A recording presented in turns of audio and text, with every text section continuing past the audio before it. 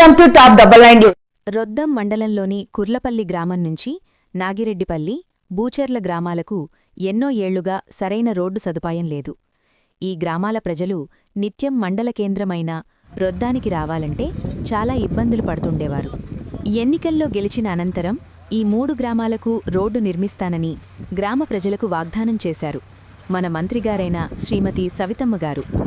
అందుకు అనుగుణంగానే ఎన్నికలు పూర్తి అయిన అనంతరం తెలుగుదేశం పార్టీ అధికారంలోకి రావడంతో మంత్రి సవితమ్మగారు వెంటనే రోడ్డు పనులు ప్రారంభించాలని ఆదేశించారు. తమ గ్రామానికి తారు రోడ్డు నిర్మించడానికి శ్రీకారం చుట్టడంతో గ్రామస్తులు సంతోషం వ్యక్తం చేస్తున్నారు. మంత్రివర్యులు శ్రీమతి సవితమ్మగారికి ధన్యవాదాలు తెలియజేస్తున్నారు. రొద్దం మండలంలోని గ్రామాలకు ఒక గ్రామం నుంచి మరొక గ్రామానికి అనుసంధానంగా లింక్ రోడ్లు నిర్మాణం తుదిదశకు చేరుకుంటున్నట్లు మండల నాయకులు తెలిపారు. ఈ రోజున తారు రోడ్డు నిర్మాణ పనులను పరిశీలించడానికి రొద్దం మండల తెలుగుదేశం పార్టీ నాయకులు వచ్చారు. రోడ్డు పనులను పరిశీలించారు. అనంతరం రోడ్డు నాణ్యతను అధికారులతో అడిగి తెలుసుకున్నారు. పనులు వేగవంతం చేయాలని సూచించారు.